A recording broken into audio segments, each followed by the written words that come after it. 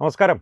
2014 ശ്രീ നരേന്ദ്രമോദി ഭാരതത്തിൻ്റെ പ്രധാനമന്ത്രിയായി അധികാരമേറ്റ് സത്യപ്രതിജ്ഞ ചെയ്ത നിമിഷം മുതൽ, അല്ലെങ്കിൽ ബി ജെ പിയുടെ ജയം, സമ്പൂർണ്ണ ജയം പ്രഖ്യാപിക്കപ്പെട്ട നിമിഷം മുതൽ ഭാരതത്തിൽ അങ്ങോളം ഇങ്ങോളമുള്ള ജിഹാദികൾക്ക്, സുഡാപ്പികൾക്ക്, എന്തു വേണമെങ്കിലും വിളിക്കാം, അവരെ ഉള്ളിലും പുറമേയും വല്ലാത്തൊരു പുകച്ചിൽ തുടങ്ങിയതാണ്. കേരളത്തിൽ ആ പുകച്ചിലും ഒരു ചൊറിച്ചിലും അസ്വസ്ഥതയും എല്ലാം വളരെ അധികമായിരുന്നു എന്ന് തന്നെ പറയാം. ആ അസ്വസ്ഥത അവർ പ്രകടിപ്പിച്ചത് പലപ്പോഴും തെരുവുകളിൽ വിളിക്കുന്ന അസഭ്യ മുദ്രാവാക്യങ്ങളിലൂടെയും സോഷ്യൽ മീഡിയയിൽ പ്രചരിപ്പിക്കുന്ന വ്യാജ പോസ്റ്റുകളിലൂടെയും, പലതരത്തിലുള്ള വ്യാജ പോസ്റ്റുകളുണ്ട്. എനിക്കിപ്പോഴും ഓർമ്മയുണ്ട്, നരേന്ദ്രമോദിയെ സംബന്ധിച്ച് ആദ്യമായി കേരളത്തിൽ ഏറ്റവും കൂടുതൽ പ്രചരിക്കുന്ന ഒരു വ്യാജ ചിത്രം നരേന്ദ്രമോദി മാംസാഹാരം കഴിക്കുന്നതാണ്. അത് ബീഫും വളരെ ആസ്വദിച്ച് കഴിക്കുന്ന രീതിയിലുള്ളൊരു കൃത്രിമമായി നിർമ്മിച്ചൊരു ചിത്രം. അത് ഇപ്പോഴും നിങ്ങൾക്ക് സാമൂഹ്യ മാധ്യമങ്ങളിൽ തിരഞ്ഞാൽ ലഭിക്കും. അത് റൈറ്റ് തിങ്കേഴ്സ് എന്നുള്ളൊരു ഗ്രൂപ്പിലാണ് ആദ്യം പ്രത്യക്ഷപ്പെടുന്നത്. അവിടെയാണത് നിർമ്മിച്ചതെന്ന് ഞാൻ പറയുന്നില്ല. പക്ഷേ അതൊരു അടിസ്ഥാനപരമായിട്ടൊരു താലിബാനെന്നോ വേണമെങ്കിൽ ഒരു ഐസിസിൻ്റെ ഒരു കേരള ഘടകമെന്നോ വിളിക്കാമെന്ന ഒരു ഫേസ്ബുക്ക് ഗ്രൂപ്പായിരുന്നു. 3 ലക്ഷത്തിന് മുകളിൽ അംഗങ്ങൾ 2014 ആ ഫേസ്ബുക്കിൽ. അത്തരത്തിലുള്ള വ്യാജ പ്രചരണങ്ങളിലൂടെ നരേന്ദ്രമോദിക്കെതിരെയുള്ള അമർഷം ഈ സുഡാപ്പികൾ അല്ലെങ്കിൽ ജിഹാദികൾ പ്രകടിപ്പിച്ചു കൊണ്ടിരുന്നു. സ്ഥിരമായി ഇത്തരം വ്യാജ വാർത്തകൾ അദ്ദേഹത്തിനെതിരെ പ്രചരിപ്പിച്ച് എന്തെങ്കിലും വ്യാജ ചിത്രങ്ങൾ. കുറച്ച് കഴിഞ്ഞപ്പോൾ അമിത്ഷായും കൂടി അവർ ആ അമർഷത്തിൻ്റെ പട്ടികയിലേക്ക്, അല്ലെങ്കിൽ അമർഷത്തിന് ഇരയാവേണ്ടവരുടെ പട്ടികയിലേക്ക് ചേർത്തു. നേരത്തെ തന്നെ അമിത്ഷാ ഉണ്ടായിരുന്നു. പക്ഷേ അമിത്ഷായ്ക്ക് ഇത്രയും പ്രാമുഖ്യം കേന്ദ്രത്തിൽ ലഭിക്കുമെന്നുള്ളത് അവർക്ക് പ്രതീക്ഷയില്ലായിരുന്നു. അമിത്ഷാ ഗുജറാത്തിലെ മുഖ്യമന്ത്രിയാകുമെന്നായിരുന്നു അവരുടെ കണക്കുകൂട്ടൽ. അതെല്ലാം തെറ്റിച്ചുകൊണ്ട് അമിത്ഷാ കേന്ദ്രത്തിലേക്ക് എത്തിയപ്പോൾ അവരുടെ അമർഷം അമിത്ഷായ്ക്ക് നേരെ നീണ്ടു. CAA കാലഘട്ടത്തിലെല്ലാം അമിത്ഷാ ഒരല്പം ഈ ഡയബറ്റീസിൻ്റെ ഭാഗമായി അദ്ദേഹത്തിൻ്റെ ശരീരം ഒരല്പം ക്ഷീണിച്ചിരുന്നു. മുഖത്തൊക്കെ ആ ക്ഷീണം ദൃശ്യമായിരുന്നു.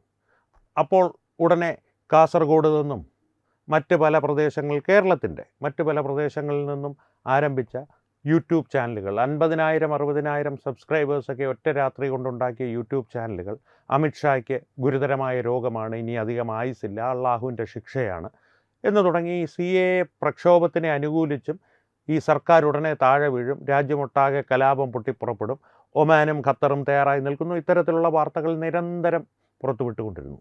ഈ ഒരു പശ്ചാത്തലം പ്രേക്ഷകരോട് പറഞ്ഞത്, ഈ ഒരു അമർഷം നരേന്ദ്രമോദി ഭാരതത്തിൻ്റെ പ്രധാനമന്ത്രിയായിരിക്കവേ 2040-ലോ 47-ലോ പൂർണ്ണമായും ഇസ്ലാമവൽക്കരിക്കപ്പെട്ട കേരളമെന്നുള്ള സ്വപ്നം, തുടർന്ന് ഭാരതമെന്നുള്ള സ്വപ്നം, അത്തരത്തിലുള്ള സ്വപ്നങ്ങളൊന്നും യാഥാർത്ഥ്യമാകില്ല എന്നുള്ള തിരിച്ചറിവിൽ നിന്ന് ഇവർ എല്ലാ പരിധികളും ലംഘിക്കുകയാണ് ഈ ആക്ഷേപത്തിൻ്റെ കാര്യത്തിൽ. ഞാൻ ആദ്യം പറഞ്ഞ നരേന്ദ്രമോദി മാംസാഹാരം കഴിക്കുന്ന ചിത്രത്തിൽ തുടങ്ങിയ ഇവർ ഇപ്പോൾ എത്തി നിൽക്കുന്നത് AI യുഗത്തിൽ വ്യാജമായ വീഡിയോകൾ അദ്ദേഹത്തെ സംബന്ധിച്ച്, അല്ലെങ്കിൽ അദ്ദേഹത്തിൻ്റെ രൂപസാദൃശ്യത്തെ വെച്ച് നിർമ്മിച്ച് പ്രചരിപ്പിച്ച് സന്തോഷിക്കുക എന്നുള്ളൊരു കലാപരിപാടിയിലേക്കാണ്. ഏറ്റവും പുതിയ ജിഹാദി ഓൺ സ്റ്റേജ് എന്ന് വേണമെങ്കിൽ വിളിക്കാവുന്ന വ്യക്തി അൻസാരി കൈപ്പാടി എന്നൊരു ജിഹാദിയാണ്. ആ ജിഹാദി ചെയ്തിരിക്കുന്നത് അക്ഷന്തവ്യമായൊരു തെറ്റ് തന്നെയാണ്. പക്ഷേ പ്രേക്ഷകർക്ക് അത് കേൾക്കുമ്പോൾ ഒരു പക്ഷേ വലിയ അമർഷം തോന്നാം. ആ വീഡിയോയും ഇതിനൊപ്പം ഞങ്ങൾ നൽകുന്നുണ്ട്. ആ ജിഹാദിയുടെ മുഖം ഞങ്ങൾ വ്യക്തമായി തന്നെ പ്രേക്ഷകരെ കാണിക്കും. പക്ഷേ ആ AI വീഡിയോ ബ്ലറായി പ്രേക്ഷകർക്ക് കാണുവാൻ സാധിക്കും. ഒരു മങ്ങിയ ഇതിലേ കാണുവാൻ സാധിക്കുകയുള്ളൂ. അതിൽ ആരൊക്കെയാണ് എന്നുള്ളത് പോലും അറിയുവാൻ സാധിക്കില്ല. അത്രയും മങ്ങിയ നിലയിലേ കാണുവാൻ സാധിക്കുകയുള്ളൂ. അതൊരു ധാർമ്മികത കൊണ്ടാണ്. കാരണം പക്ഷേ അതിലെന്താണെന്നുള്ളത് പ്രേക്ഷകരുമായി ഞങ്ങൾ വിശദമായി തന്നെ പങ്കുവയ്ക്കുകയും ചെയ്യും. ആ വീഡിയോ പ്രേക്ഷകർക്ക് സാമൂഹ്യ മാധ്യമങ്ങളിൽ ലഭ്യമാവും എന്നുള്ളത് കൊണ്ടും തന്നെയുമല്ല, ഇത്തരത്തിലുള്ളൊരു അപമാനം നമ്മുടെ കുടുംബത്തിൻ്റെ പ്ലാറ്റ്ഫോമിലൂടെ, പ്രേക്ഷകരും തത്വമയി ന്യൂസും ഒരു കുടുംബമാണ്, വ്യത്യസ്തരല്ല, കുടുംബത്തിൻ്റെ പ്ലാറ്റ്ഫോമിലൂടെ നമ്മുടെ പ്രധാനമന്ത്രിയെക്കുറിച്ച് പുറത്തുവിടുവാൻ പാടില്ല എന്നുള്ളൊരു ധാർമ്മികത കൊണ്ടുമാണ് അത് ചെയ്യുന്നത്. ആ മുഖവരയോടെ തുടങ്ങുന്ന ആ വീഡിയോയിലുള്ള കണ്ടൻറ്റ് എന്താണ്, അതിൽ ഈ അൻസാരി കൈപ്പാടി എന്ന ജിഹാദി കാട്ടിക്കൂട്ടിയിരിക്കുന്നത് എന്ന് പ്രേക്ഷകരോടൊന്ന് വിശദീകരിക്കാം. ലോക നേതാക്കൾ ഒരുപാട് പേരും ഒത്തു നിൽക്കുന്ന നരേന്ദ്രമോദിയുടെ കൈവെള്ളയിലേക്ക് ഡൊണാൾഡ് ട്രംപ് ഉൾപ്പെടെയുള്ള 4-5 ലോക നേതാക്കൾ തുപ്പുന്നു. ആ തുപ്പൽ മുഖത്ത് തേച്ച് ആസ്വദിച്ച് ചിരിക്കുന്ന നരേന്ദ്രമോദി. ഇതാണ് ആ വീഡിയോയുടെ ഉള്ളടക്കം. ആലോചിച്ച് നോക്കൂ, എത്രയധികം വെറുപ്പും അമർഷവും ഒരു വ്യക്തിയുടെ ഉള്ളിലുണ്ടാകണം ഇത്തരത്തിലൊരു അസഭ്യം പടച്ചു വിടണമെങ്കിൽ. ആ അസഭ്യത്തിൻ്റെ പിന്നിലുള്ള മാനസികാവസ്ഥ എങ്ങനെ ഉണ്ടായെന്നുള്ളത് നിരന്തരം പരിശോധിച്ചു കൊണ്ടിരിക്കേണ്ട ഒരു കാര്യമാണ്. അതുകൊണ്ടാണ് ഞാൻ 2014 മുതലുള്ള വ്യാജ പോസ്റ്റുകളുടെയും ചിത്രങ്ങളുടെയും എല്ലാം ചരിത്രം പ്രേക്ഷകരെ ഒന്ന് ഓർമ്മിപ്പിച്ചത്. ഈ അമർഷമുണ്ടാകുന്നത് ഒരു രാഷ്ട്രീയ വൈരത്തിൽ നിന്നോ രാഷ്ട്രീയപരമായിട്ട് ഏതെങ്കിലും ആശയപരമായിട്ടുള്ള എതിർപ്പോ കൊണ്ടല്ല. കൃത്യമായിട്ട് കുട്ടിക്കാലം മുതൽ തലച്ചോറിൽ കുത്തിവെക്കപ്പെട്ട മതം എന്ന വിഷം നിറഞ്ഞ് കവിഞ്ഞ് പുറത്തേക്ക് സമൂഹത്തിലേക്ക് വമിക്കുന്നതിൻ്റെ നേർക്കാഴ്ചയാണ് ഈ കാണുന്നതൊക്കെ. അൻസാരി കൈപ്പാടി എന്നുള്ളത് ഒരു പരിച്ഛേദം മാത്രമാണ്, അവസാനത്തേതല്ല, ആദ്യത്തേതുമല്ല. പക്ഷേ ഇത്തരത്തിലൊരു ജിഹാദി മനസ്ഥിതിയോടുകൂടി മതം ഉള്ളിൽ നിറച്ച വിഷത്തോടുകൂടി ജീവിക്കുന്ന ജിഹാദികളുടെ ഒരു പരിച്ഛേദം മാത്രമാണ് അൻസാരി കൈപ്പാടി. അൻസാരി കൈപ്പാടിയുടെ ഉള്ളിലെ വിഷമം, അല്ലെങ്കിൽ ആ വിഷം ഇപ്പോൾ ഇങ്ങനെ പുറത്തേക്ക് വമിക്കുവാനുള്ള കാരണം ഞാൻ നേരത്തെ പറഞ്ഞ തിരിച്ചറിവാണ്. അവരുടെ മതം കുട്ടിക്കാലം മുതൽ അവരെ പഠിപ്പിച്ചു വച്ചിരിക്കുന്നത് നമ്മുടെ മതം ഈശ്വര നിർമ്മിതമാണ്, ബാക്കിയെല്ലാം തെറ്റായ വിശ്വാസങ്ങളാണ്, നശിപ്പിക്കപ്പെടേണ്ടതാണ്. അതിനുള്ള പ്രവൃത്തിയാണ് നമ്മുടെ ജീവിതം, അല്ലെങ്കിൽ ആ പ്രവൃത്തികൾക്ക് വേണ്ടിയിട്ടായിരിക്കണം നമ്മുടെ മുന്നോട്ടുള്ള ജീവിതം എന്ന് കൃത്യമായി തിരിച്ചറിവാകുന്ന ത്തിന് മുൻപേ തലയിൽ കുത്തിവെച്ച് പഠിപ്പിച്ച് അത് ഊട്ടി ഉറപ്പിച്ച് സമൂഹത്തിലേക്ക് ഇറക്കി വിടപ്പെട്ട ഇത്തരം ജിഹാദി കൂട്ടങ്ങൾക്ക് അവരുടെ ഇത്തരം പ്രവർത്തനങ്ങൾക്കോ ആഗ്രഹങ്ങൾക്കോ കൃത്യമായ തടസ്സങ്ങൾ സൃഷ്ടിക്കുന്ന ഒരു ഭരണാധികാരി ഉയർന്നു വരിക എന്നുള്ളത്, ആ ഭരണാധികാരി നിരന്തരമായി അവരുടെ ഇസ്ലാമിക രാജ്യമുണ്ടാക്കാനുള്ള ശ്രമങ്ങൾക്ക് വിഘാതമായി നിലകൊള്ളുക എന്നുള്ളത് അവരെ സംബന്ധിച്ച് സഹിക്കാൻ കഴിയുന്നതിനും അപ്പുറമാണ്.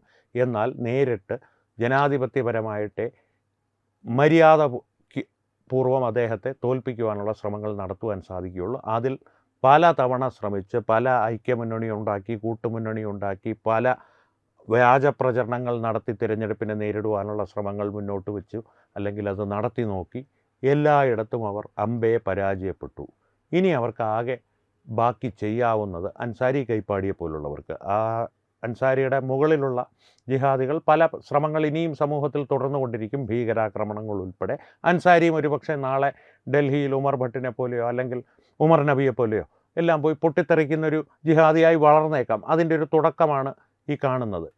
ഇനി ഇദ്ദേഹം എന്ന് പറയുന്നതിൽ ക്ഷമിക്കണം, ഇയാൾക്കെതിരെ കേസ് ഫയൽ ചെയ്തിട്ടുണ്ട്. ആളുകൾ തെളിവുകൾ ശേഖരിച്ച് കൃത്യമായിട്ടുള്ള പരാതികൾ നിയമപാലകർക്ക് നൽകിയിട്ടുണ്ട്. നാളെ നിയമ നടപടി എടുക്കുമ്പോൾ എതിർവാദം വരാൻ പോകുന്നത് മാനസികമായി അത്ര സ്ഥിരതയില്ലാത്തൊരു വ്യക്തിയാണ് അൻസാരി കൈപ്പാടി എന്നുള്ളതാണ്. സത്യമാണ്, വളരെ സത്യമാണ്. പക്ഷേ ഇതിനെ ഒരു മാനസിക രോഗമായിട്ട് കൂട്ടുവാൻ സാധിക്കില്ല എന്നുള്ളതാണ് എൻ്റെ വിനീതമായ അഭിപ്രായം. ഞാനൊരു ഡോക്ടറല്ല, പക്ഷേ ഇത്തരത്തിലുള്ള ആളുകൾ അടിസ്ഥാനപരമായിട്ട് ഭീകരവാദികൾ എന്ന് തന്നെ വിളിക്കപ്പെടേണ്ടവരാണ്. കാരണം അൻസാരി കൈപ്പാടിയുടെ മാനസിക രോഗമെന്നുള്ളത് ശരീരത്തിലെ എന്തെങ്കിലും ഒരു രാസപ്രക്രിയ കൊണ്ടോ അല്ലെങ്കിൽ എന്തെങ്കിലും ഒരു മാനസികാവസ്ഥ കൊണ്ടോ പെട്ടെന്നുണ്ടായ എന്തെങ്കിലും ഒരു ആഘാതത്തിൽ നിന്നോ ഉരുവായൊരു സംഗതിയല്ല, അല്ലെങ്കിൽ ജീവിതാനുഭവങ്ങളിൽ നിന്നുണ്ടായ ആഘാതങ്ങൾ ഏൽപ്പിച്ചൊരു അനുഭവമല്ല, അല്ലെങ്കിൽ ഒരു മാനസിക സ്ഥിതിയല്ല. മറിച്ച് കൃത്യമായ ആസൂത്രണത്തോടുകൂടി പാഠ്യപദ്ധതി പ്രകാരം ഉള്ളിൽ കുത്തിവെച്ച മതമെന്ന വിഷത്തിൽ നിന്നുണ്ടായ മാനസിക രോഗമാണ്. അതിനെ മാനസിക രോഗമെന്നല്ല വിളിക്കേണ്ടത്, ഭീകരവാദം എന്ന് തന്നെയാണ് വിളിക്കേണ്ടത്. അൻസാരി കൈപ്പാടി പോലുള്ള ഭീകരവാദികളെ കൈകാര്യം ചെയ്യുവാനുള്ള നിയമം നമ്മുടെ രാജ്യത്തുണ്ട്. പക്ഷേ കേരളത്തിലെ നിയമപാലകർ UDF, ജമാഅത്തെ ഇസ്ലാമിയെ പോലുള്ള ഇസ്ലാമിക മതരാജ്യമാണ് തങ്ങളുടെ അന്തിമ ലക്ഷ്യമെന്നുള്ള പരസ്യ പ്രഖ്യാപനത്തോടുകൂടി പ്രവർത്തിക്കുന്ന ജമാഅത്തെ ഇസ്ലാമിയെ പോലുള്ള മതരാഷ്ട്രവാദികളുടെ പിന്തുണയോടുകൂടി അധികാരത്തിലേറിയ മുഖ്യമന്ത്രി VD സതീശൻ ഭരിക്കുമ്പോൾ ഏത് തരത്തിൽ അൻസാരി കൈപ്പാടിയെ പോലുള്ളവരെ കേരളത്തിലെ നിയമപാലകർ കൈകാര്യം ചെയ്യുമെന്നുള്ളത് കാത്തിരുന്ന് കാണേണ്ട കാര്യമാണ്. പക്ഷേ അൻസാരി കൈപ്പാടി അടുത്ത ചുവടുവെപ്പ് തൻ്റെ ജിഹാദി ജീവിതത്തിൽ നടത്തുമ്പോൾ NIAയും മറ്റ് കേന്ദ്ര ഏജൻസികളും അദ്ദേഹത്തെ കാത്തിരിപ്പുണ്ടാകും എന്നുള്ളതും വസ്തുതയാണ്.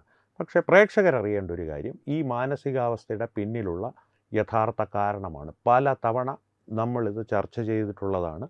ഒരു മതം അല്ലെങ്കിൽ മതത്തിൻ്റെ ആശയങ്ങൾ ഏത് രീതിയിൽ ഇത്തരത്തിലുള്ള വ്യക്തികളുടെ കുട്ടിക്കാലം മുതൽ അവരുടെ മുൻപിൽ അവതരിപ്പിച്ച് അവരുടെ തലയിൽ ഊട്ടി ഉറപ്പിക്കുന്നു. മതമാണ് മതമാണ് മതമാണ്, ആ മതമാണ് ഇതിൻ്റെ പിന്നിലുള്ള മൂലകാരണം, ഏക കാരണം. അതിൻ്റെ കാരണങ്ങളെ ഉന്മൂലനം ചെയ്യാതെ അൻസാരി കൈപ്പാടി എന്നുള്ളൊരു വ്യക്തിയെ പിടിച്ച് ജീവപര്യന്തം തടവിന് ശിക്ഷിച്ചു എന്ന് കരുതുക, അല്ലെങ്കിൽ എന്തെങ്കിലും ഒരു കുറ്റത്തിന് തൂക്കിക്കൊന്നു എന്ന് വിധിക്കുക, സങ്കല്പിക്കുക. പരിഹാരമാകില്ല. അത് രോഗലക്ഷണത്തിനുള്ള ചികിത്സ മാത്രമാണ്. രോഗമെന്നുള്ളത്, ഇതിൻ്റെ മൂലകാരണമെന്നുള്ളത് ഇത്തരത്തിലുള്ള മതപഠനമാണ്. അതിന് ഒരു സംശയവും വേണ്ട. അത്തരത്തിലുള്ളൊരാശയം പ്രേക്ഷകരുമായി ഇപ്പോൾ പങ്കുവയ്ക്കുന്നത് അൻസാരി കൈപ്പാടിക്ക് ഏതെങ്കിലും തരത്തിലുള്ള ഒരു പ്രചാരം കൊടുക്കാനല്ല. ഇത്തരത്തിലുള്ള വിഷജീവികൾ നമ്മുടെ സമൂഹത്തിൽ ഇപ്പോഴും ജീവിക്കുന്നുണ്ട്, സധൈര്യം ജീവിക്കുന്നുണ്ട്. ഒരുപക്ഷെ ഗൾഫിൻ്റെ സുരക്ഷ അമ്മയുടെ ഗർഭപാത്രം പോലെ സുരക്ഷിതമാണെന്ന് അവർക്ക് തെറ്റിദ്ധാരണയുണ്ടാകും. അല്ലെങ്കിൽ മറ്റേതെങ്കിലും വിദേശ രാജ്യത്തായിരിക്കും. അല്ലെങ്കിൽ കൂടുതൽ അപകടകരമായൊരു വശവും കൂടി ഇതിനുള്ളിലുണ്ട്. കൃത്യമായിട്ട് നിയമവശങ്ങൾ പഠിച്ച് ഇത്തരം പ്രവർത്തികൾക്ക് ഇറങ്ങി തിരിച്ച ജിഹാദികളുമുണ്ട്. അവർ പലപ്പോഴും നിയമത്തിൻ്റെ പഴുതുകളെ വളരെ വിദഗ്ധമായി കൈകാര്യം ചെയ്ത് ഉപയോഗിക്കുന്നവരാണ്. തങ്ങളുടെ പ്രവർത്തികൾക്ക് വേണ്ടി ഉപയോഗിക്കുന്നവരാണ് ഈ ജിഹാദികൾ. അത്തരത്തിലുള്ളൊരു വിഭാഗത്തിൽപ്പെട്ട ഒരാളാണ് ഈ അൻസാരിയെങ്കിൽ കൂടുതൽ അപകടകാരിയാണ് അയാൾക്ക് കൃത്യമായിട്ട് അറിയാമായിരിക്കും ഇത്തരത്തിലൊരു പ്രവൃത്തി താൻ ചെയ്താൽ അതിന് നിയമപരമായി കിട്ടാവുന്ന ശിക്ഷ ഇന്നതാണ്. അതിന് ഒരുപാട് മേൽക്കോടതികളിലേക്കൊക്കെ പോയി തടസ്സങ്ങൾ കുറേ കാലം സൃഷ്ടിക്കാൻ സാധിക്കും. അതിനുള്ള നിയമസഹായം തനിക്ക് ലഭിക്കുമെന്നും അയാൾക്ക് ഉറപ്പുണ്ടായിരിക്കും. ഇനി മേൽക്കോടതിയിൽ നിന്ന് മേൽക്കോടതിയിലേക്ക് പോയി ഒടുവിൽ സുപ്രീം കോടതി തന്നെ അയാളെ ശിക്ഷിച്ചാലും എത്ര കാലം ശിക്ഷിക്കും? ഏറിപ്പോയാൽ ഒരു 18 മാസം, അല്ലെങ്കിൽ 18 മാസങ്ങൾക്കപ്പുറത്തേക്കുള്ള ഏതെങ്കിലും ശിക്ഷ വിധിച്ചാൽ 5 വർഷങ്ങളെന്ന് തന്നെ കരുതിക്കുള്ളൂ. അതിൽ തന്നെ ഏതെങ്കിലും തരത്തിൽ പുറത്തിറങ്ങാനുള്ള വ്യവസ്ഥ അയാളോട് അനുകൂല മനോഭാവമുള്ള സംഘടനകൾക്ക് വേണ്ടി ഒരു പക്ഷേ കേരളത്തിലെ സർക്കാരുകൾ ചെയ്തു കൊടുത്തേക്കാം. ഇങ്ങനെ വിവിധ ഘടകങ്ങൾ പഠിച്ചുറപ്പാക്കിയതിന് ശേഷം ഇത്തരം പ്രവർത്തികൾക്ക് ഇറങ്ങിയ ഒരു വ്യക്തിയായിരിക്കാം അൻസാരി കൈപ്പാടി. അങ്ങനെയുള്ളൊരു വിഭാഗത്തിൽ നിന്നാണ് ഈ ജിഹാദി വരുന്നതെങ്കിൽ അയാൾ കൂടുതൽ അപകടകാരിയാണ്. അത് പ്രേക്ഷകർ ഉറപ്പിച്ചോളൂ. എന്തായാലും ഏത് വിഭാഗത്തിൽപ്പെട്ട ആളാണ് അൻസാരി കൈപ്പാടി എന്നുള്ളത് നിയമപാലകർ അന്വേഷിക്കട്ടെ. അയാൾക്കെതിരെ പരാതികളുടെ പ്രവാഹം തന്നെ ഉണ്ടാകുമെന്നാണ് ഇപ്പോൾ അറിയുവാൻ കഴിയുന്നത്. ആ പരാതികൾക്ക് വേണ്ടി അയാളുടെ പശ്ചാത്തലം അന്വേഷിക്കുന്നവർ ഇതിലെ ഞാൻ പറഞ്ഞ ഏത് വിഭാഗത്തിൽ നിന്നാണ് ഈ ജിഹാദി വരുന്നതെന്നുള്ളത് അന്വേഷിച്ച് കണ്ടുപിടിക്കുമെന്ന് തന്നെയാണ് എൻ്റെ വിശ്വാസം. ആ വിവരങ്ങൾ വരും ദിവസങ്ങളിൽ പുറത്തു വരുന്നതിനനുസരിച്ച് പ്രേക്ഷകരുമായി തീർച്ചയായും തത്വമയി ന്യൂസ് പങ്കുവയ്ക്കുന്നതാണ്. അതുവരെ ഈ വിഷയത്തിൽ പ്രേക്ഷകരുടെ അഭിപ്രായം എന്താണ്? ഇത്തരത്തിലുള്ള ജിഹാദികളെ എങ്ങനെയാണ് കൈകാര്യം ചെയ്യേണ്ടത്? അക്രമം നമ്മുടെ മാർഗമേ അല്ല. ജനാധിപത്യപരമായിട്ട് അത്തരത്തിലൊരു കൈകാര്യത്തിന് ദയവ് ചെയ്ത് ആരും പ്രോത്സാഹിപ്പിക്കരുത്. നിയമപരമായും സാമൂഹികപരമായും ഇത്തരത്തിലുള്ള ജിഹാദികളെ എങ്ങനെ കൈകാര്യം ചെയ്യണം എന്നതാണ് നിങ്ങളുടെ അഭിപ്രായം. അത് തീർച്ചയായും തത്വമയി ന്യൂസുമായി നിങ്ങളുടെ കമൻറ്റുകളിലൂടെ പങ്കുവയ്ക്കുക. ഒപ്പം വീഡിയോ ലൈക്ക് ചെയ്യുക, നിങ്ങളുടെ പ്രിയപ്പെട്ടവരുമായി ഷെയർ ചെയ്യുക. ഏറ്റവും പ്രധാനപ്പെട്ടൊരു കാര്യം, പ്രേക്ഷകരിൽ ഇനിയും 40% പേർ സബ്സ്ക്രൈബ് ചെയ്യാതെയാണ് തത്വമയി ന്യൂസിൻ്റെ വീഡിയോകൾ കാണുന്നത്.